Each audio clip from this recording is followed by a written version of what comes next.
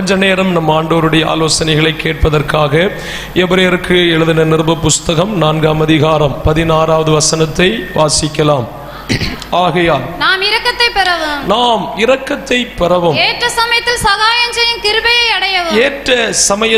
சகாயம் செய்யும் கிருபையை அடையவும் தைரியமாய் கிருபாசன தண்டையில் சேரக்கடவும். யாத்திராகமத்தின் புத்தகம் 25ஆம் அதிகாரம் 21, 22 வசனங்களை படிக்கலாம். கிருபாசனத்தை பெட்டியின் மீதில் வைத்து பெட்டிக்குள்ளே நான் உனக்கு கொடுக்கும் சாட்சி பிரமாணத்தை வைப்பாயாக.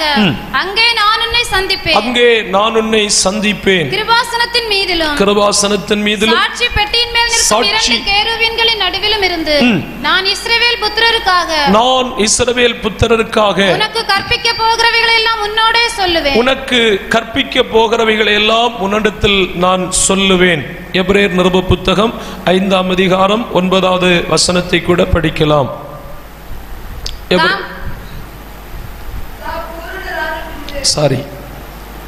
எபிரேயர் ஆமென் சோத்திரம் 9:5. இவைகள் இவ்விதமாய் ஆயத்தமாக்கப்பட்டிருக்க ஆசாரியர்கள் ஆராதனை முறைமைகளை நிறைவேற்றும்படிக்கு முதலாம் கூடாரத்திலே நித்தமும் பிரவேசிப்பார்கள். எபிரேயர் 9:5. அதற்கு மேலே மகிமை உள்ள கேருபீன்கள். போதும், ஆண்டவருக்கு மகிமை உண்டாகட்டும். ஒரு அல்லேலூயா சொல்லும். அல்லேலூயா. கர்த்தருடைய பரிசுத்தமுள்ள நாமத்திற்கு மகிமை உண்டாகட்டும். ஆண்டவர் படைத்த, சிருஷ்டித்த, தெய்வத்தால் உருவாக்கப்பட்ட தெய்வத்தினுடைய மக்கள் தெய்வத்தினுடைய எந்தவிதமான ஆமென் அன்புக்கும் இணக்கப்படாமல் தூரப்பட்டு போகின்ற நேரத்தில் மறுபடியுமாக தேவன் மக்களோடு கூட ஒன்றிணைக்கப்பட வேண்டும், அல்லது ஜனங்கள் தெய்வத்தோடு கூட ஒன்றிணைக்கப்பட வேண்டும் என்று சொல்லி அந்த பெரிதான திட்டத்தை பரலோகத்தின் தெய்வம் விரும்பி வாஞ்சித்து ஆசித்து ஆமென். யாத்திராகமத்தின் புத்தகம் 25:8 நான் அவர்கள் நடுவில் வந்து உலாவி வாசம் பண்ணும்படியாக எனக்கு அவர்கள் ஒரு பரிசுத்த ஸ்தலத்தை உண்டு பண்ண வேண்டும் என்று ஆண்டவர் திருவுளம் பெற்ற தொடங்கினார். அல்லேலூயா. அதை ஒரு மனிதன் தேவனிடத்தில் வந்து ஆசரிக்கின்ற ஒரு ஆசரிப்பு கூடாரம் என்கின்ற பெயரில் தமது பக்தனாகிய மோசேயை ஆண்டவர் மலையின் மேல் அழைத்து தம்மோடு கூட உட்கார வைத்து அதை குறித்ததான சகல காரியங்களையும் திட்டமாய் தெளிவாக சொல்லிக் கொடுத்து இவைகளின் மூலமாக ஆண்டவர் மறுபடியுமாக மனிதனோடு கூட ஆமீன் உறவாட விரும்புகிறார், சந்திக்க விரும்புகிறார். தெய்வத்தினுடைய அனுக்கிரகங்களை இழந்து போன மக்கள் மறுபடியுமாக தேவனுடைய அனுக்கிரகங்களை சுதந்திரித்துக் கொள்வதற்காக இப்படிப்பட்ட காரியத்தை நீ செய்ய வேண்டும் என்று சொல்லி மோசேயின் மூலமாய் பூமியில் ஒரு கூடாரம் ஸ்தாபிக்கப்பட்டது. 100 முழ நீளமும் 50 முழ அகலமும் அதனுடைய பிராகாரத்தின் அளவும் ஆமென். பரிசுத்த ஸ்தலம் என்று அறியப்பட்ட இடத்தில் 30 முழ நீளமும் 10 முழ அகலமும் கொண்ட பரிசுத்த ஸ்தலம் என்றும், மகா பரிசுத்த ஸ்தலம் என்று அறியப்பட்ட இடத்தில் 10 முழ நீளமும் 10 முழ அகலமும் கொண்டு 3 திரைச்சீலைகளால் பிரிக்கப்பட்ட ஒரு அருமையான தேவனுடைய ஜனங்கள் வந்து தெய்வத்தை சந்திப்பதற்கு தக்க ஒரு கூடாரம் இந்த பூமியில் ஸ்தாபிக்கப்பட்டது. அந்த கூடாரத்தின் மகா பரிசுத்த ஸ்தலம் என்று அறியப்பட்டிருந்த இடத்தில் ஆண்டவர் ஒரு சாட்சி பெட்டியை உண்டு பண்ணி வைக்கவும், அந்த சாட்சி பெட்டிக்குள்ளாக தேவனுடைய அந்த உடன்படிக்கையின் கற்பலை பலகைகளையும் ஆமீன் மன்னா வைக்கப்பட்ட பொற்பாத்திரத்தையும் ஆரோனுடைய தளிர்த்த கோலும் வைத்து அதை மூடுவதற்காக ஒரு மூடியை உண்டு பண்ண வேண்டும் என்று ஆண்டவர் சொன்னார். அந்த மூடியினுடைய பெயர்தான் கிருபாசனம் என்று அறியப்பட்டது. ஒரு அல்லேலூயா சொல்லுவோம். அல்லேலூயா. அதவா கிருபையை மக்களுக்காக வெளிப்படுத்துகின்ற தெய்வத்தினுடைய ஒரு ஆசனம் என்று அறியப்பட்ட கிருபையின் ஆசனம், அதவா கிருபாசனம் என்று சொல்லப்பட்ட மகா பரிசுத்த ஸ்தலத்தில் வைக்கப்பட்ட அந்த இடத்தில் தான் இன்றைக்கு இந்த ராத்திரி வேளையிலும் உங்களை, என்னை, நம்மை, இந்த சத்தத்தை கவனிக்கின்ற அதவா இந்த பூமியில் வாழுகின்ற எல்லா மக்களையும் தைரிய மனதோடு கூட, தைரிய நெஞ்சோடு கூட தம்பக்கமாய் வாருங்கள் என்று சொல்லிக்கொண்டு ஆண்டவர் ஒரு அறைகூவல் கொடுத்த வார்த்தை தான் எபிரேயர் 4:16. ஒரு அல்லேலூயா சொல்லும். அல்லேலூயா. ஏன் ஆண்டவர் அந்த கிருபையின் ஆசனத்தண்டையிலே மனுக்குலத்தை வா என்று சொல்லி அழைத்தார்? அல்லது இந்த பூமியில் மனிதன் ஏதோ காரியங்களிலும் ஏதோ விஷயங்களிலும் எல்லாம் தான் ஐக்கியப்பட்டு அவைகளோடு கூட ஆமீன் தன்னை ஒருமுகப்படுத்தி கொண்டு அவைகளில் சேர்ந்து கொண்டிருக்கும் போது, இல்லை, அவைகளை விட்டு பிரிந்து நீங்கள் கிருபாசனத்தண்டை வரைக்கும் வந்து கிருபாசனத்தண்டையில் சேருங்கள் அப்படி என்று ஆண்டவர் அழைப்பதற்கு என்ன நோக்கம்? ஆமீன். அதன் ஆமீன் அழைப்பதற்கு காரணம் என்ன என்று நேற்றைக்கு 5 காரியங்களை உங்கள் மத்தியிலே ஆண்டவருடைய உதவியோடு சொன்னோம். ஏனென்றால் ஏன் அங்கே ஒரு மனிதனை கிட்டி சேர்வதற்காக அழைக்கிறார் என்றால், நாம் படித்த இந்த 4 வசனங்களில் அல்லது 5 வசனங்களில் நாம் படிக்கும் போது ஆமீன் இந்த எபிரேயர் 4:16 வசனத்தில் 2 காரியங்களை அங்கே நமக்கு படிக்க ஆண்டவர் கிருபை செய்கிறார்.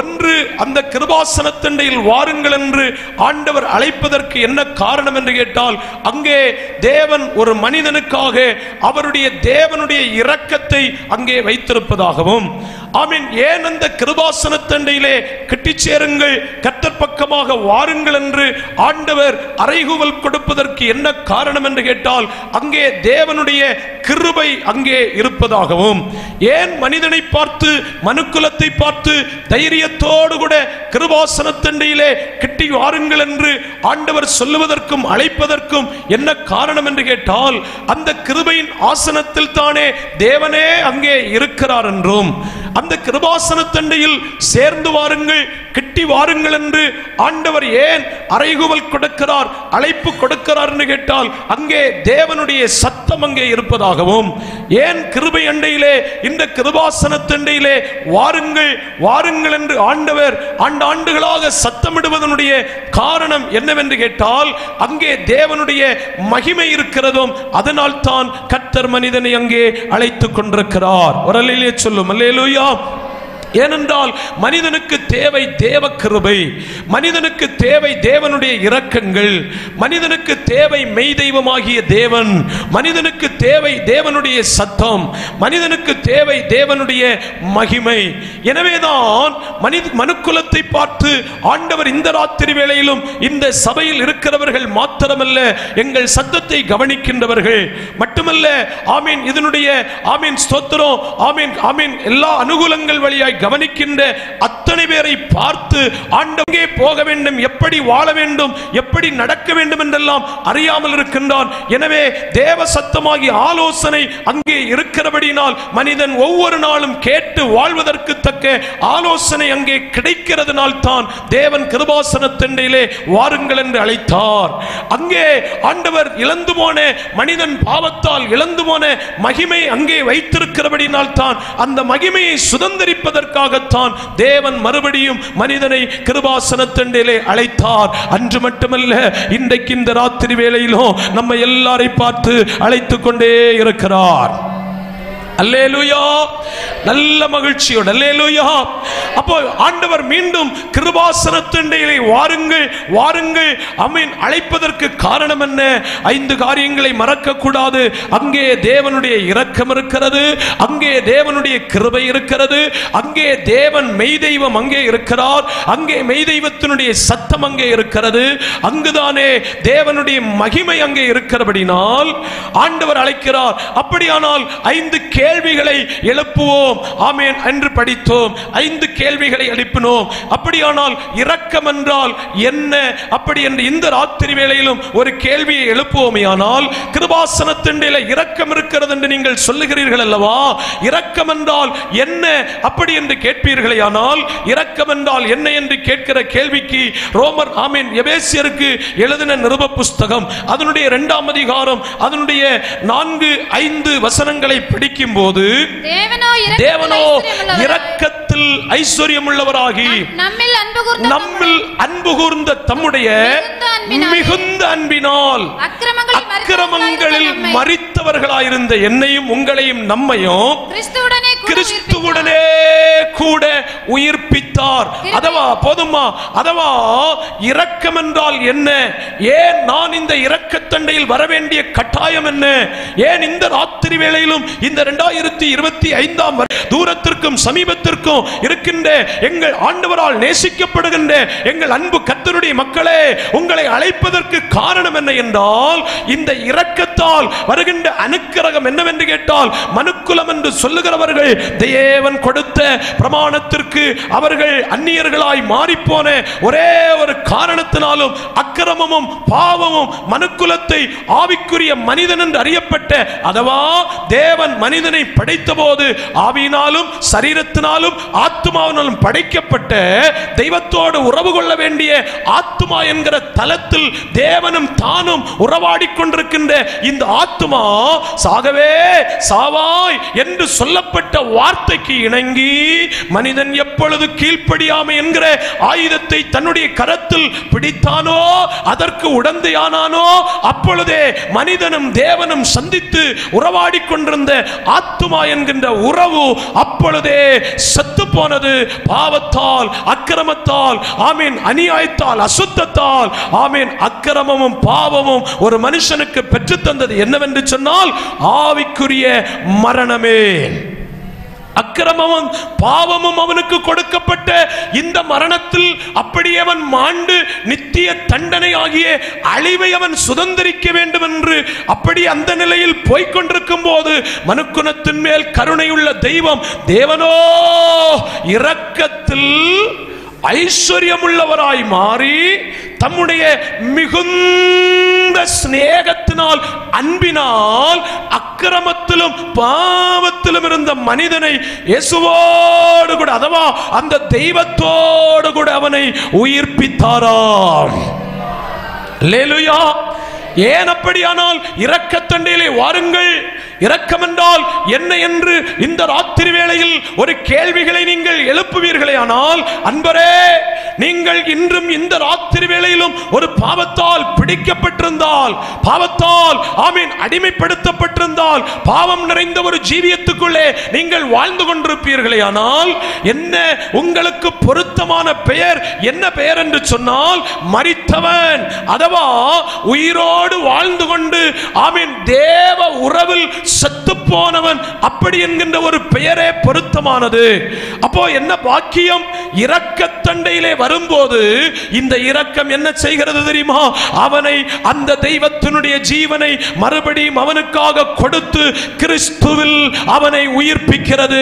அதற்காகத்தான் இந்த ராத்திரி வேளையிலே கர்த்தர் இந்த கிருபாசனத்தண்டையில் அழைத்துக் கொண்டிருக்கிறார். இந்த ராத்திரி வேளை ஒரு நிமிஷம் நல்ல கைகளை தட்டி, அப்படியானால் ஆண்டவரே, இந்த இரக்கத்தால் வருகின்ற, இந்த இரக்கத்தினால் வருகின்ற கிறிஸ்துவில் கிடைக்கின்ற உயிரடைதல், கிறிஸ்துவில் கிடைக்கின்ற மறுவாழ்வு, கிறிஸ்துவில் கிடைக்கின்ற மறுபடி பிறத்தல், கிறிஸ்துவில் கிடைக்கின்ற மறுஜன்ம வாழ்க்கை, கிறிஸ்துவில் கிடைக்கின்ற இந்த மகாபெரிய அனுக்கிரகம், ஆசீர்வாதம் எனக்கு இந்த ராத்திரி வேளையில கிடைக்கட்டும் என்று சொல்லி நல்ல கைகளை தட்டி தேவனுக்கு மகிமை செலுத்துவோம்.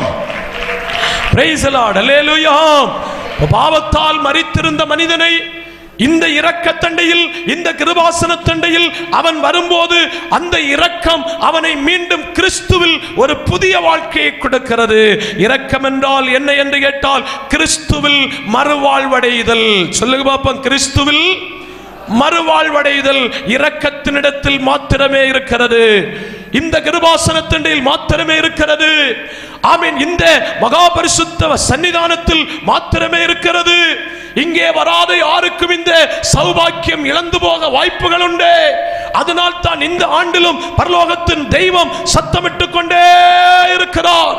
நீங்கள் தயவு செய்து இங்கே வந்து விடுங்கள். பாவத்தினால் மரித்த வாழ்க்கையை, மரித்த ஒரு சரீரத்தை சுமக்கிறதை பார்க்கலும் கிறிஸ்துவில் உயிரடையக்கூடிய ஒரு அற்புதமான வாழ்க்கையை கர்த்தர் அங்கே வைத்திருக்கிறார். அல்லேலூயா. இரக்கம் என்றால் என்ன?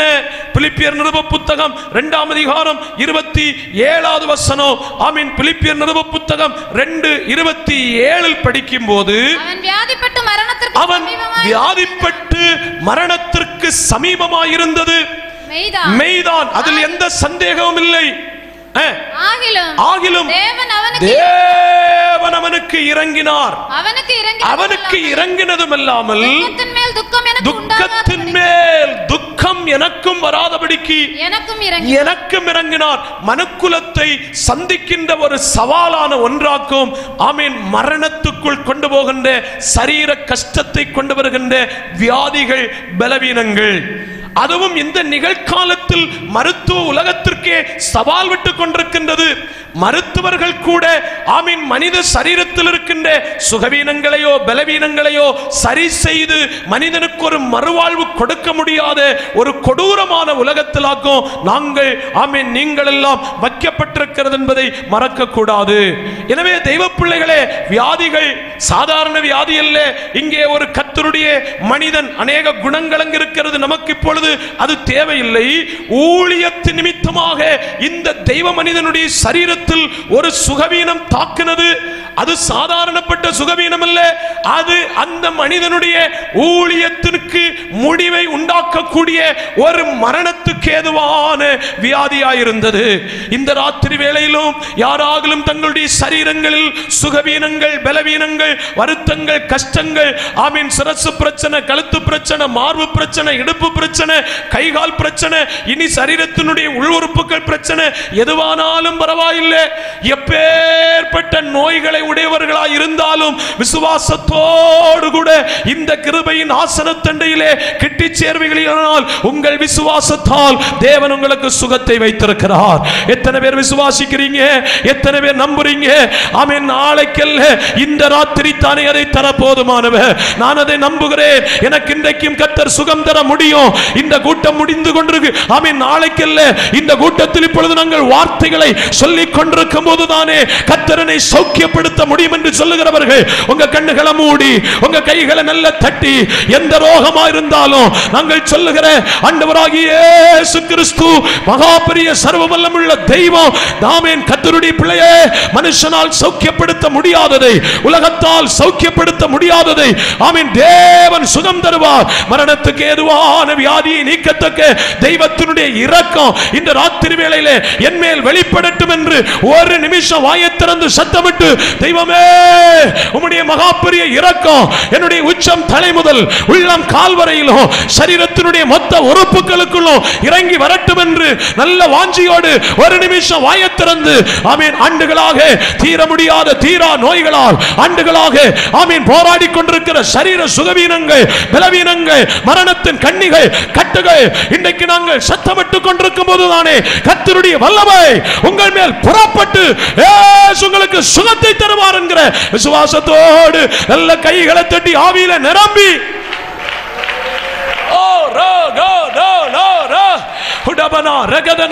ஒவ்வொரு பிள்ளைகள் மேலும் வல்லமை உள்ள கரம் வெளிப்படட்டும், பரிகாரம் உள்ள கரம் வெளிப்படட்டும், சுகமுள்ள கரம் வெளிப்படட்டும், விடுதலை உள்ள கரம் வெளிப்படட்டும், அற்புதம் உள்ள கரம் வெளிப்படட்டும். கிருபாசனத்தண்டையில் இருக்கிற இரக்கத்தால் துக்கத்தின் மேல் துக்கம் எனக்கு வராமல் தேவன் இறங்கினது உண்மை அல்லவோ? இந்த ராத்திரி உம்முடைய ஜனத்தின் மேல் அதே மன இரக்கத்தின் ஆவி வெளிப்படட்டும் ஐயா. இயேசுவின் நாமத்தினால் கர்த்தரனை சுகப்படுத்துகிறார் என்கிற விசுவாசத்தோடு நல்ல கைகளை தட்டி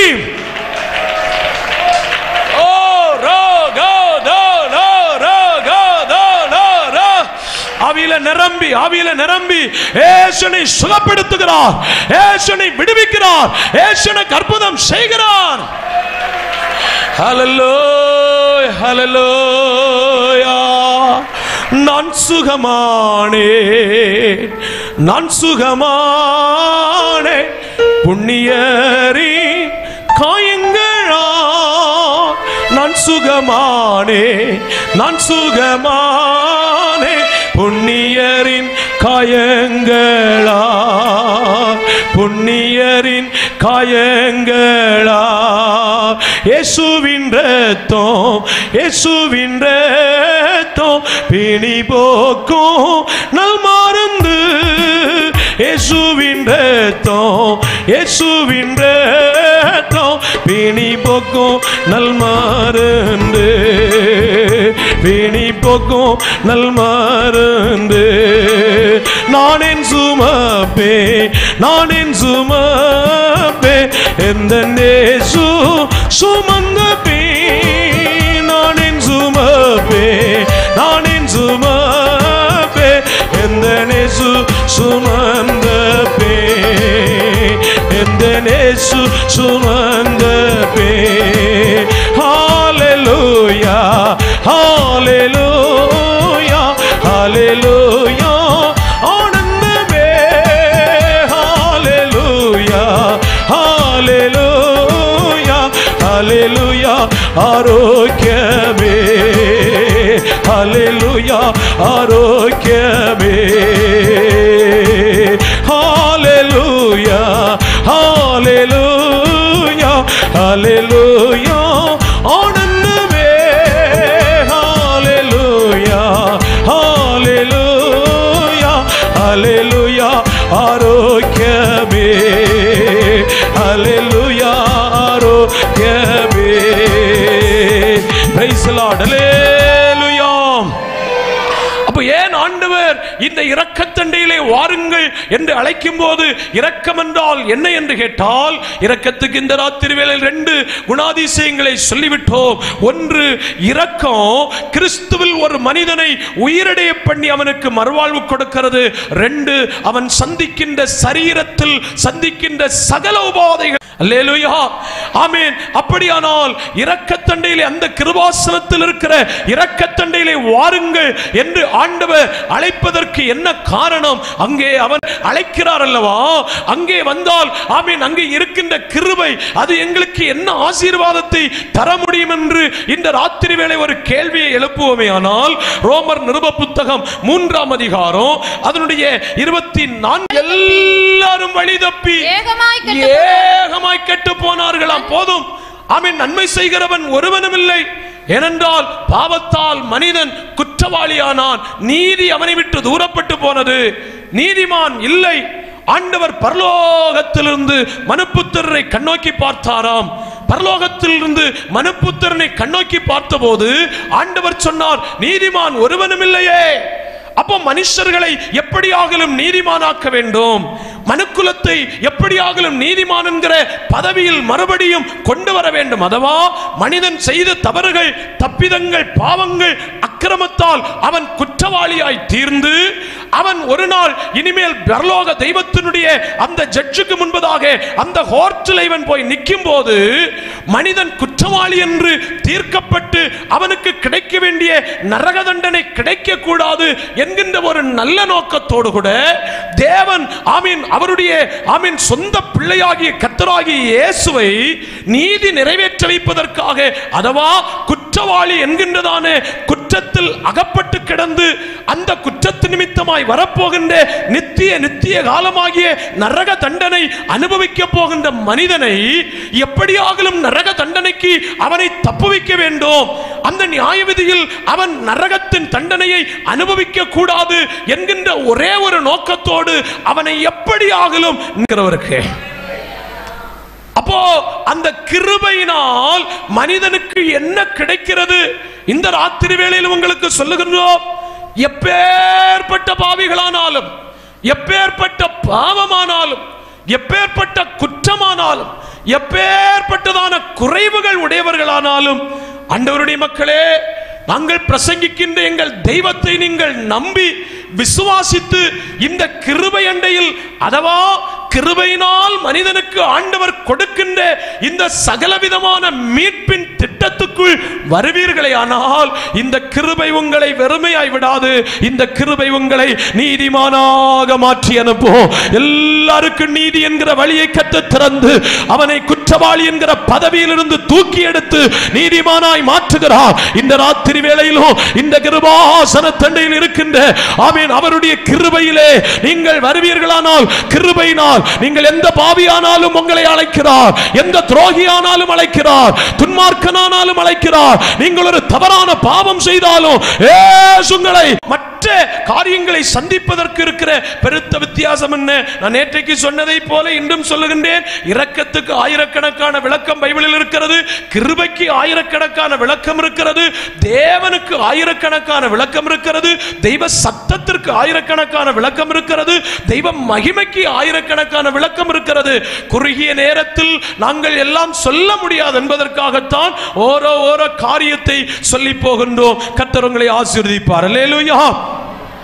அப்ப இந்த கிருபாசன தண்டையிலே வாருங்கள், அங்கே மனிதனை தேவன் மெய் தெய்வம் அங்கே சந்திக்கிறார் என்றும், மெய் தெய்வத்தை ஒருவன் அறிய முடிகின்ற ஒரு பாக்கியம் அங்கே தான் அவனுக்கு கிடைக்கிறது என்றும் ஆண்டவர் கிருபாசனத்தண்டிலே சேருங்கள் என்று சொல்லுவதற்கு காரணம் என்ன? அங்கே மெய் தெய்வம் இருக்கிறார் என்றால், மெய் தெய்வம் என்றால் என்ன அப்படி என்று இந்த ராத்திரி ஒரு கேள்வியை கேட்பீர்களே ஆனால், யாத்திராகமத்தின் புத்தகம் 29ஆம் அதிகாரம் 43வது வசனம் படிக்கும் போது, யாத்திராகமம் 29:43, அங்கே இஸ்ரவேல் புத்திரரை நான் சந்திப்பேன், அந்த ஸ்தலம் என்னுடைய மகிமையினால் பரிசுத்தமாகும். இப்பொழுது பார்த்தீங்களா, தெய்வத்தை சந்திப்பதற்கு வாருங்கள் வாருங்கள், கிருபை அண்டையிலே வாருங்கள் வாருங்கள் என்று ஆண்டவர் அழைப்பதற்கு காரணம் என்ன? தங்கச்சி உங்களை அழைப்பதற்கு காரணம் என்ன? தம்பி உங்களை அழைப்பதற்கு காரணம் என்ன? சகோதரா சகோதரி உங்களை ஆண்டவர் இன்றைக்கும் அழைப்பதற்கு காரணம் என்ன? அம்மாமாரே அப்பாமாரே ஐயாமாரே ஆமீன் தாயார்மாரே உங்களையும் ஆண்டவர் வாருங்கள் வாருங்கள் இந்த கிருபை அண்டையிலே வாருங்கள் என்று தேவன் அழைப்பதற்கு காரணம் என்ன என்றால், எந்த தெய்வத்தை சந்திக்கிறவனையும் பாருங்கள், ஆமீன், உலகத்தில் அநேக கர்த்தாக்கள் என்றும் தெய்வங்கள் என்றும் அறியப்படுகிறவைகள் உண்டு என்று வசனம் சொல்லி இருக்கிறது. மெய் என்றல்ல சொல்லப்பட்டிருக்கிறது. அப்படி மனிதர்களால், நேற்றைக்கு சொன்னேன் அல்லவா, மெய் தெய்வத்தை மனிதன் அறியாத ஒரே ஒரு காரணத்தினால் மனிதன் ஊரும் பிராணிகள், பறவைகள், மனுஷர்கள், அழிவுள்ள காரியங்களை எல்லாம் தெய்வங்களாய் மாற்றிய அநேக தெய்வங்கள் மனிதனால் ஏற்படுத்தப்பட்டவை உண்டு. அவைகள் கேட்டு பாருங்கள், அவைகள் ஏதாகலும் மனித வாழ்க்கையை மறுரூபம் அடைய செய்யக்கூடிய ஒரு பரிசுத்த ஜீவிதம், ஒரு சுத்த வாழ்க்கை, அதாவது அவனுடைய வாழ்க்கையின் பிரகாசமாக்கப்படக்கூடிய தூய வாழ்வை அவன் அனுபவித்ததுண்டோ என்று கேட்கும் போது இல்லை என்கின்ற பதில் மாத்திரமே அநேகரிடத்தில் காண முடியும்.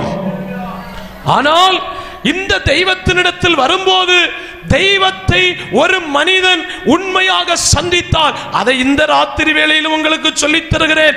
இந்த ராத்திரி வேளை வரையிலும் நீங்கள் வந்தும் தெய்வத்தை சந்திக்கவில்லை என்றால், இன்றும் நீங்கள் உங்கள் வாழ்க்கையில் பாவம் என்கின்ற அனித்திய பாவ சந்தோஷத்தை அனுபவித்துக் கொண்டுதான் வாழ முடியும். அந்த அனித்தியமான பாவ சந்தோஷத்திலிருந்து நீங்கள் விடுதலை பெற வேண்டுமே ஆனால், இந்த கிருபாசனத்தண்டையில் வெளிப்படுகின்ற ஒரு மெய் தெய்வம் உண்டு. அந்த தெய்வத்தை ஒரு மனிதன் காமின் சரியான விதத்தில் சந்திக்கும் போதாக்கும் அவனுடைய ஜீவியம் மகிமையினால் பரிசுத்தமாக்கப்படும், அவனுடைய வாழ்க்கை சுத்திகரிக்கப்படும், அவனுக்கு தூய உள்ளம் கிடைக்கும். அல்லேலூயா. அப்ப இந்த ராத்திரி வேளையிலும் பாவத்தோடு போராடி கொண்டிருந்தால், தேவனை சந்திக்க வேண்டிய விதத்தில் இன்னும் சந்திக்கவில்லை என்பதில் எந்த சந்தேகமும் இல்லை. ஏனென்றால் தேவனால் பிறந்தவன் அவன் பாவம் செய்கின்றவன் என்றல்ல எழுதப்பட்டிருக்கிறது. அவன் தெய்வத்தால் பிறந்தவனுக்குள் தெய்வத்தினுடைய வித்து உள்ள கிடக்குமாம். அந்த வித்து முளைக்கும். அந்த வித்தினுடைய ரெவலேஷன், அதனுடைய பிரதிபலிப்பு ஆமீன் ஹோலினஸ், பரிசுத்தம் மாத்திரமே.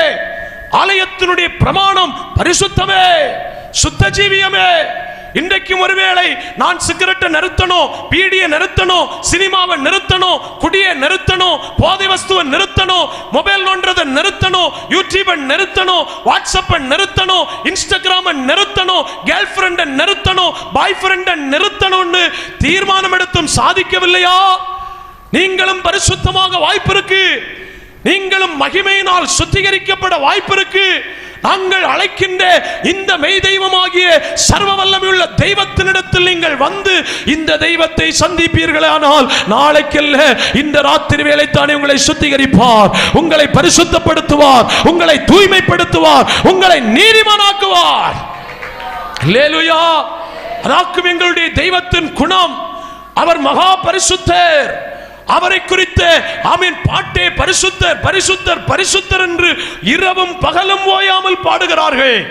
அப்ப அவரிடத்தில் வந்தும் இன்றும் தூய்மையாகவில்லை என்றால், அதனாலே ஆண்டவர் மீண்டும் அழைக்கிறார், நோ, கிருபாசனம் வரைக்கும் வாருங்கள். இந்த உடன்படிக்கை பெட்டி வரைக்கும் வாருங்கள் என்று ஆண்டவர் அழைக்கிறதற்கு காரணம். அல்லேலூயா. தேவனை சந்தித்தல் என்றால் என்ன என்று நான்காவது ஒரு கேள்வி, மூன்றாவது ஒரு கேள்வியை எழுப்புவோமே, ஆனால் அந்த கேள்விக்கு விடை ஆமென் பரிசுத்தத்தை அவர் அவனுக்கு கொடுக்கிறார். மகிமையினால் அவனை பரிசுத்தப்படுத்துகிறார். 4, அங்கே கிருபாசன தண்டையிலே வாருங்கள் என்று ஆண்டவர் அழைப்பதற்கு என்ன காரணம் என்று கேட்டால், அங்கே அந்த மெய் தெய்வத்தினுடைய சத்தம் அங்கே இருக்கிறதா. அந்த சத்தம், அப்ப தெய்வ சத்தம் என்றால் என்ன அப்படி என்று ஒரு கேள்வி எழுப்பினால், தெய்வ சத்தம் என்றால் என்ன என்று கேட்டால், ஆமென் 1 தெசலோனிக்கர் புத்தகம் 4ஆம் அதிகாரம் 16, கர்த்தர் தாமே ஆரவாரத்தோடும் பிரதான தூதனுடைய சத்தத்தோடும் வானத்திலிருந்து இறங்கி வருவார். அப்பொழுது கிறிஸ்துவுக்குள் மரித்தவர்கள் முதலாவது எழுந்திருப்பார்களாம். அல்லேலூயா. நல்ல சத்தமா அல்லேலூயா. நல்ல மகிழ்ச்சியோடு கைகளை உயர்த்தி, அப்ப தேவ சத்தத்தினிடத்தில் வாருங்கள் என்று கேட்டால், ஆமீன், எதற்காக அந்த சத்தத்தினிடத்தில் வர வேண்டும் என்று கேட்டால், வாழ்க்கையில் ஒருவேளை ஆமீன் நாம் இந்த வாழுகின்ற வாழ்க்கையை முடிக்க வேண்டிய தருணம் வந்திருக்கிறது. நாமும் முடிக்க வேண்டிய வாய்ப்புகள் வரலாம். அப்ப அதோடு கூட வாழ்க்கை முடியுமா? இல்லை. எல்லாருக்கும் ஒரு தெய்வ சத்தம் இருக்கிறது. ஆமீன். வேதம் அதை தெளிவாய் சொல்லப்பட்டிருக்கிறது. மரித்தோர் எல்லாரும் தேவ குமாரனுடைய சத்தத்தை கேட்கும் காலம் வரப்போகிறது. அதனாலேயாக்கும் இந்த இடத்தில் இருக்கின்ற தெய்வ சத்த தண்டையிலே வாருங்கள் மனிதா, புசிப்போம் குடிப்போம், நாளைக்கு சாவோம் என்கிறதல்ல வாழ்க்கையின் முடிவு. கண்ணை மூடும் போது 2 இடத்தை நீங்கள் சந்தித்தாக வேண்டும். 1 நித்திய தண்டனை, 2 நித்திய இளைப்பாறுதல். ஆமீன். வாழ்க்கை அதனால் முடியவில்லை. அப்ப கிறிஸ்தவண்டையிலே வாருங்கள், கிருபாசனத்தண்டையில் வாருங்கள், இந்த தெய்வ சத்தத்தண்டையில் வாருங்கள் என்று ஆண்டவர் அழைப்பதற்கு காரணம் என்னவென்று கேட்டால், தெய்வ சத்தத்தினுடைய அர்த்தம் என்னவென்று கேட்டால், மரணத்தை ஜெயித்து உயிர் தள வைக்கிறது நம்மளை. எல்லாருக்கும் ஒரு உயிர் தெழுதல் உண்டு. அந்த உயிர் தெழுதலை மனுக்குலம் அடையணும். யாரும் நரகத்துக்கு போய்விடக் கூடாது. எங்கேயாகிலும் வீட்டு மாடியிலோ தெருவிலோ வீதியிலோ கர்த்தரை நேசித்து ஒருவேளை இந்த சத்தத்தை கேட்டால் உங்களுக்காக நாங்கள் சொல்லுகிறோம், வாழ்க்கையின் முடிவு மரணம் அல்ல, நித்தியத்தினுடைய துவக்கமே மரணம். நித்தியத்தினுடைய ஆரம்பம் மரணத்தின் வாசல் என்பதை தயவு செய்து மறக்க கூடாது. உலக ஓட்டத்தினுடைய முடிவு எழுத்து மரணமானால் மனித வாழ்க்கையினுடைய துவக்கம் எட்டர்னல் என்னது? இந்த கன்வென்ஷன் கூட்டத்திலே ஆகலும் எனக்கு ஒரு வீடு கிட்டாதா, இந்த கன்வென்ஷன் கூட்டத்திலே ஆகலும் எனக்கு ஒரு பைக் கிட்டாதா, நீங்க விரும்புங்க, உங்க விருப்பத்தையும் தெய்வம் நிறைவேற்றுவார். ஆனா நாங்க சொல்லி தருகிறது தேவ விருப்பம் நிறைவேறணும். சகோதரர்களே, உங்களை குறித்த தேவ விருப்பம், உங்களை ஆசை என்ன தெரியுமா? மறுபடியும் எல்லாரும் மகிமையை பார்க்கணும் தெரியுமா? மகிமையை காணாத ஒருவரும் ஆமென் தேவ சாயலை திரும்ப பெற்றுக்கொள்ள முடியாது. தேவ சாயல் பெறாதபடிக்கு யாரும் ஆமென் சோத்திரம் மறுரூபம் அடைய முடியாது. அதனாலே அங்க சொல்லப்பட்டிருக்கிறது, நாம் எல்லோரும் திறந்த முகமாய் கர்த்தரை கண்ணாடியிலே காணுகிறது போல கண்டு மகிமையின் சாயலா இருக்கிற அந்த சாயலாகத்தானே மகிமை மேல மகிமை மேல மகிமை அடைந்து, ஓ சபையே, நமக்கு ஒரு மறுரூபம் காத்திருக்கிறது, நமக்கு ஒரு மாற்றம் காத்திருக்கிறது, நமக்கு ஒரு ஆதி ரூபத்தை கர்த்தர் மறுபடியும் தரப்போகிறார். அன்னைக்கு முடவன் மானை போல் குதிப்பான், ஊமையருடைய வாய் பேசும், ஆமீன், செவிடர்கள் எல்லாம் கேட்பார்கள். அன்றைக்கு ஒரு பெரிய ஆசீர்வாதம். விசுவாசிக்கிறவர்கள் கைகளை தட்டி, கேன்சர் மாறப்போகிறது, கொடிய ரோகங்கள் மாறப்போகிறது, சுகர் மாறப்போகிறது, பிரஷர் மாறப்போகிறது, ஆமீன், இரத்த நோய் மாறப்போகிறது, மண்ணீரல் பிரச்சனை, கல்லீரல் பிரச்சனை, சிறுநீரக பிரச்சனை, ஆமீன், இதய பிரச்சனை, சுடபா ரகதா அத்தனை மாறுகிற ஒரு தினம் வருகிறது. இயேசுவினுடைய மகிமை நம்மை மறுரூபப்படுத்துகிற ஒரு தினம் வரப்போகிறது. சகோதரா சகோதரி, நீ வாஞ்சித்தால் இயேசு மண்டையில் நீ வந்துவிடு. இயேசுவை மறுரூபப்படுத்துவார். தேவன் உங்களுக்கு மறுரூப சாயலை தருவார். இந்த கருத்த தோல் எல்லாம் மாறப்போகிறது, இந்த வெளுத்த தோல் எல்லாம் மாறப்போகிறது, இந்த ரோகமுள்ள சரீரம் மாறப்போகிறது. இயேசு நம்மளை மறுரூபப்படுத்துவார். அப்ப மகிமை என்றால் என்ன என்று கேட்டால் மறுரூபப்படுத்துவார். ஹல்லேலூயா. அப்ப கிருபாசன தண்டையில் வாருங்கள், தேவ சமூகத்தில் வாருங்கள், இந்த மகா பரிசுத்த ஸ்தலத்தை விட்டுவிடாதிருங்கள். இந்த மகா சன்னிதானத்துக்கு நேராக தேடி வாருங்கள், ஓடி வாருங்கள், தீவிரித்து வாருங்கள் என்று ஆண்டவர் இந்த ராத்திரி வேளையிலும் சத்தமிடுவதனுடைய நோக்கம் என்ன? ஏனென்றால் அங்குதான் ஒரு மனிதனுக்கு இரக்கம், அங்கே ஒரு மனிதனுக்கு கிருபை, அங்கே மனிதன் தெய்வத்தை, மெய் தெய்வத்தை சந்திக்கலாம், அங்கே மனிதன் தேவ சத்தம் கேட்கலாம், அங்கே மனிதன் மகிமை அடையலாம். ஹல்லேலூயா. எப்படி நான் இந்த கிருபாசன தண்டையில் சேர்வது? இப்படி ஒரு கேள்வியை நம்ம கேட்போமே ஆனால், நேற்றைக்கு ராத்திரி வேளையிலும் இந்த கேள்வியை கேட்டோம். அப்படியானால் இந்த இரக்கத்தால் வருகின்ற மறுவாழ்வு, இந்த கிருபையால் கிடைக்கின்ற நீதிமான், இந்த தெய்வத்தால் கிடைக்கின்றதான ஆமென், அந்த மெய் தெய்வத்தால் கிடைக்கின்றதான சொத்திரம் பரிசுத்தமாகுதல், இந்த தேவ சத்தத்தால் கிடைக்கின்ற மரணத்தை ஜெயித்து உயிர் தெழுகின்ற அனுபவம், இந்த ஆமென் மகிமையால் கிடைக்கின்ற மறுரூபம் எனக்கு வேண்டும் பிரதர், எனக்கு இது கிடைக்கணும்னு ஆசையா இருக்கிறது என்றால் இந்த ராத்திரி மீண்டும் ஒரு கேள்வி கேட்போம். அப்படியானால் அந்த கிருபாசன தண்டையிலே வருவதற்கு நான் என்ன செய்ய வேண்டும்?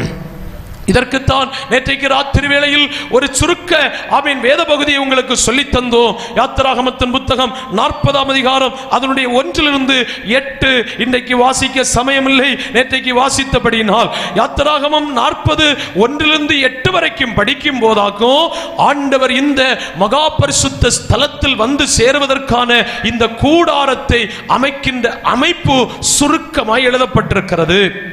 ஆமென். மோசேயை கொண்டு ஆண்டவர் இந்த 8 வசனங்களில் சுருக்க செய்தியாய் சொல்லி வைத்திருக்கிறார். யாத்திராகமம் 25-40 கடைசி வரையாக்கும் இதனுடைய விளக்கம், இதனுடைய சுருக்கமாக்கும் 40ஆம் அதிகாரம் 1-8 வரைக்கும் சொல்லப்பட்டிருக்கிறது. கைகளை உயர்த்தி எல்லாரும் கர்த்தரை ஸ்தோத்திரம் பண்ணுவோம். நல்ல சத்தமாக அந்த பெந்தெகோஸ்தே அனுபவத்தோடு கூட கர்த்தருக்கு ஸ்தோத்திரம், ஸ்தோத்திரம், ஸ்தோத்திரம், ஸ்தோத்திரம், ஸ்தோத்திரம். ஹல்லேலூயா, ஹல்லேலூயா, ஹல்லேலூயா. அப்ப இதனிடத்தில் வருவதற்கு நான் என்ன செய்ய வேண்டும் என்று கேட்டால், ஒன்று சிலதை விட்டு கொண்டு என்ன செய்யணும்? திரும்பணும். அப்ப இதனுடைய அமைப்பு உங்களுக்கு தெரியாததல்ல. இது இப்ப பாருங்க, இதனுடைய அமைப்பாக இந்த சபைகள் ஆண்டவர் இந்த பூமியில், அதாவது எழுத்தின்படியான கட்டடங்களை வைத்திருக்கிறது. இதனுடைய இந்த பிரதானமாக இங்கே பரிசுத்தவான்களும் இங்கே அமைக்கிற இந்த பிரசங்க பீடங்கள் எல்லாம் இது ஒரு அடையாளம், அதல்ல அடையாளமாய் இதாக்கு ஒரு மகா பரிசுத்த ஸ்தலம். இந்த ஜனங்கள் உட்கார்ந்திருக்கிற இடத்துக்கு பேராக்கும் பரிசுத்த ஸ்தலம். இதனுடைய வெளி முற்றம் பிராகாரம், அதாவது இந்த சபையினுடைய வெளிப்பகுதி இந்த ரோடாக்கும் பிராகாரம். அப்ப இந்த பிராகாரத்துக்கும் வெளியிலேயாக்கும் மனிதன் வாழுகின்றது. எப்படி? பாவத்தால் மனிதன் ஆமென் மரித்து தேவ உறவை இழந்த போது தேவனாகிய கர்த்தர் அவனை என்ன செய்து விட்டாராம்? துரத்தி விட்டார். அப்ப இவன் துரத்தி விட்ட மனிதன் திரும்ப வந்து தெய்வத்தோடு ஆசரிப்பதற்காகவும் இந்த ஆசரிப்பு கூடார, இந்த டாபர்நாக்கிள் என்று ஒன்றை ஆண்டவர் பூமியில் அமைத்து கொடுத்தது. அப்ப இந்த பிராகாரத்துக்கும் அந்த பக்கம் ஏதேனிலிருந்து பாவம் செய்து இப்படியே போய்கொண்டிருக்கிற மனுஷன் மறுபடியும் இந்த மகாபரிசுத்த ஸ்தலமாகி இந்த அனுபவத்தில், இந்த புதிதும் ஜீவ மார்க்கம் என்று அறியப்பட்ட இந்த மகா மேன்மையான ஜீவியத்திற்குள் இவனை கொண்டு வருவதற்காக வந்துவிடு, கிருபாசனத்தில் வந்துவிடு என்று ஆண்டவர் அழைப்பது. அப்போ இவன் இந்த மகா பரிசுத்த ஸ்தலத்தில் வராத பட்சத்தில் தண்டனைக்கு இவன் தப்ப முடியாது, நித்திய ஜீவனை இவனால் பெற்றுக்கொள்ள முடியாது. ஆமீன். இன்றைக்கு நம்ம அதுபோல படித்தது போல ஆமீன் சோத்திரம், கிறிஸ்து இயேசுவினால் உயிரடைய முடியாது. ஆமீன். ஆமீன். நீதிமானாய் மாற முடியாது. மகிமையின் பரிசுத்தத்தை இவனால் அடைந்து கொள்ள முடியாது. ஆமீன். ஆமீன். உயிரடைய முடியாது, அதாவது உயிர்த்தெழுதல் பெற்றுக்கொள்ள முடியாது, மறுரூபத்தை பெற்றுக்கொள்ள முடியாது. இப்படிப்பட்ட மேன்மை கிடைக்கணும்னா இந்த பிராகாரத்துக்கு வெளியில கிடக்கிற மனுஷன் எங்க வந்துத்தான் ஆகணும்? இதுவரைக்கும் வந்துத்தான் ஆகணும். அல்லேலூயா. அப்ப இதுல வரணும்னா இப்படியே ஏதேனும் பாவத்தோடு போகின்ற மனிதனையாக்கும் நீ என்னிடத்தில் வா என்று அழைக்கின்ற இந்த சத்தத்தை கேட்கும் போது இவன் என்ன, இவைகள் உங்களுக்குள்ளே உண்டாயிருக்குமோ வென்றும், உங்களுக்கு உள்ள கிடக்குமோ வென்றும், மறுபடியும் நான் வருகிற போது என் தேவன் உங்களிடத்தில் என்னை தாழ்த்தும்படிக்கு முன் பாவம் செய்தவர்களாகிய அநேகர், அந்த பாவமாகிய பாவத்தில் வாழுகின்ற அநேகர் தாங்கள் நடப்பித்த அசுத்தத்தையும், அசுத்தம் வேசித்தனம் காமவிகாரத்தை விட்டு மனம் திரும்பாமல் இருப்பதையும் குறித்து நான் துக்கப்பட வேண்டியதா இருக்குமோ என்று பயந்திருக்கிறேன். அப்ப இந்த ராத்திரி வேளையிலே மனம் திரும்பி இருக்கிறீர்களா என்று சோதித்து பார்க்கிறதற்கு உங்களிடத்தில் நீங்களே கேட்டு பாருங்கள். வேற யாரிடத்திலும் கேட்கண்டா. என்ன கேளுங்க என்று கேட்டா, ஆமென், நீங்கள் ஒரு விரோதிக்கிறவர்களா? நீங்கள் ஒரு வைராக்கியம் உள்ளவர்களா? நீங்கள் ஒரு நியாயமற்ற கோபம் உள்ளவர்களா? நீங்கள் ஒரு வாக்குவாதம் பண்ணுகிறவர்களா? நீங்கள் உங்களைப் போல பிறந்தும் உங்களைப் போலும் வாழ்ந்து கொண்டிருக்கிற சகோதரர்களையும் சகோதரிகளையும் குறித்து புறம் கூறுகிறவர்களா? நீங்கள் ஒரு மற்றவர்களை குறித்து ஆமென் கோள் சொல்லுகிறவர்களா? நீங்கள் ஒரு இருமாப்புடையவர்களா? நீங்கள் ஒரு கலகக்காரரா? நீங்கள் ஒரு அசுத்தத்தை நடப்பிக்கின்றீர்களா? நீங்கள் ஒரு வேசித்தன பாவத்துக்கு அடையாளமாகிய ஆண்டவர் அனுமதிக்காத மற்ற காரியங்களை இச்சிக்கிறவர்களா? நீங்கள் ஒரு ஆமீன் அசுத்தமாக அசுத்தத்துக்கு அடித்தளமா இருக்கிற ஆமீன் ஒரு காமவிகாரத்தை உடையவர்களா? ஆமீன், இவைகளெல்லாம் விட்டீர்களா? இல்ல இவைகள் எல்லாம் உங்களுக்குள் உண்டா? இதெல்லாம் இருக்குன்னா கிருபாசனத்துக்கு பக்கத்துல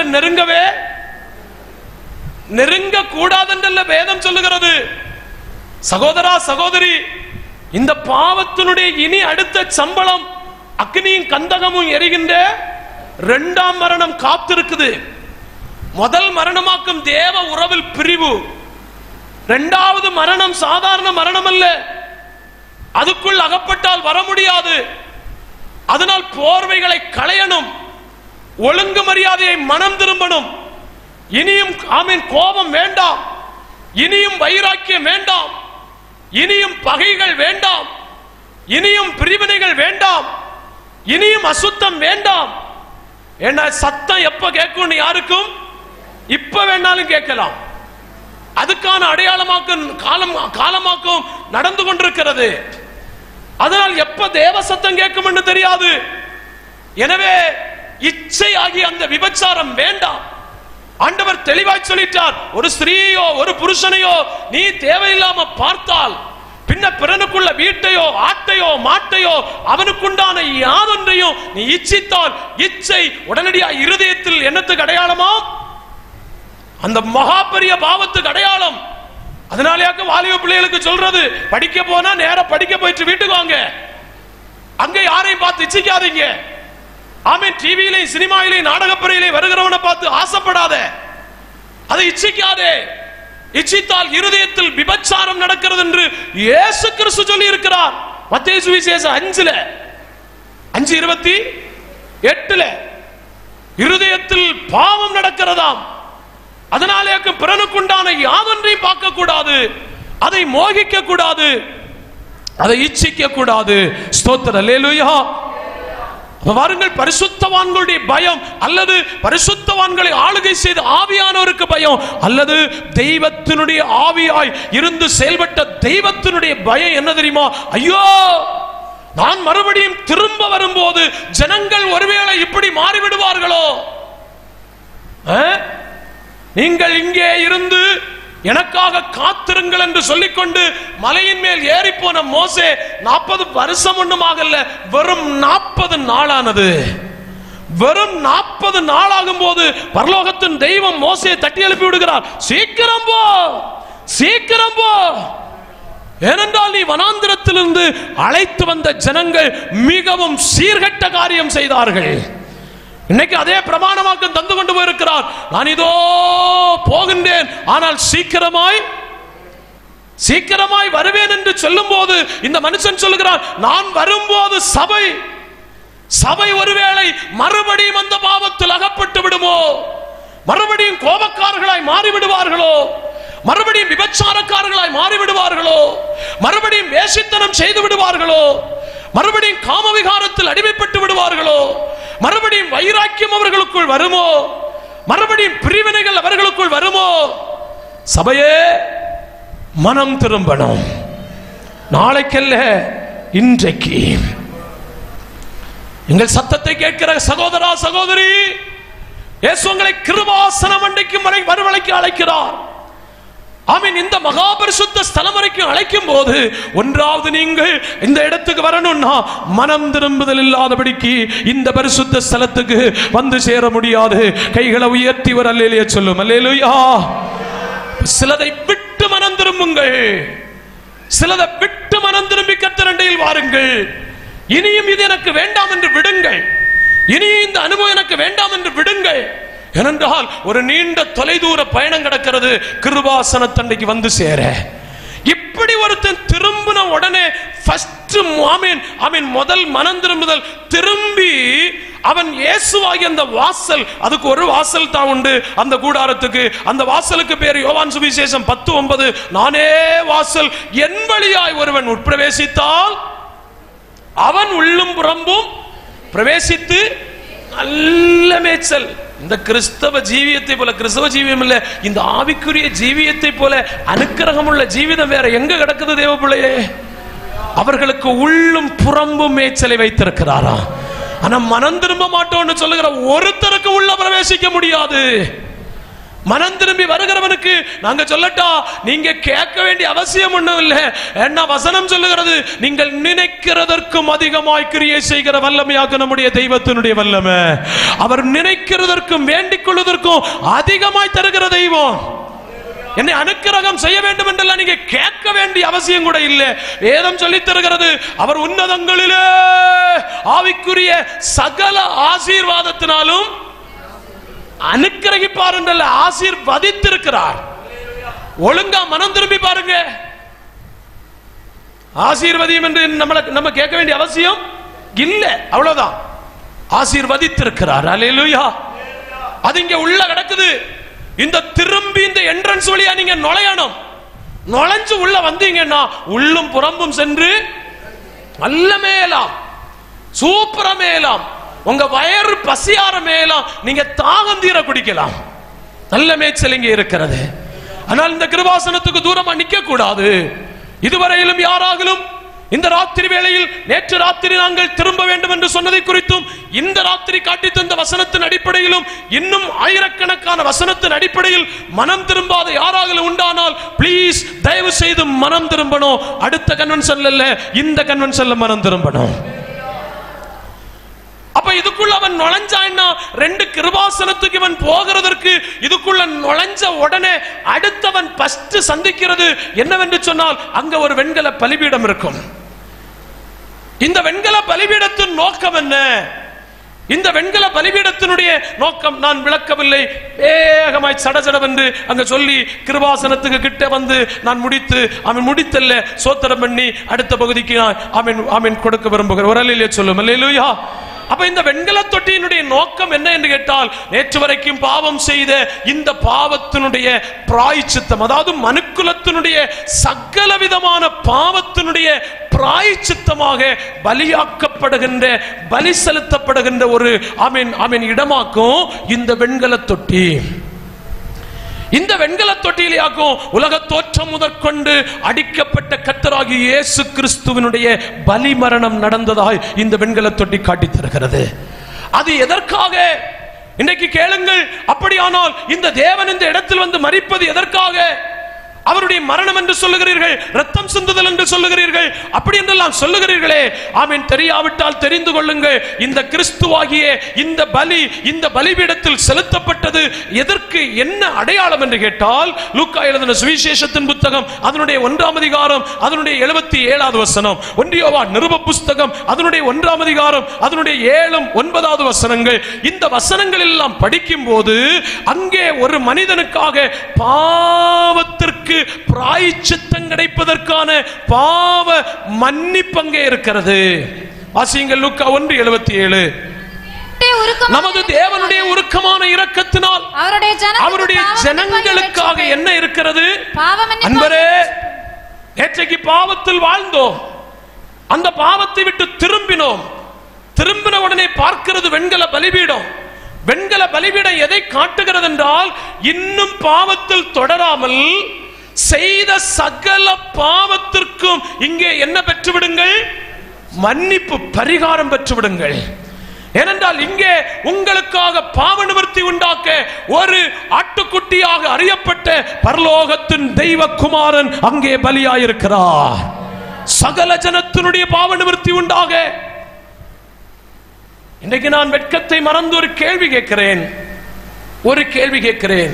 நீங்க கையொன்னு வைத்தண்டாம், நிஜமா கேட்கிறேன்.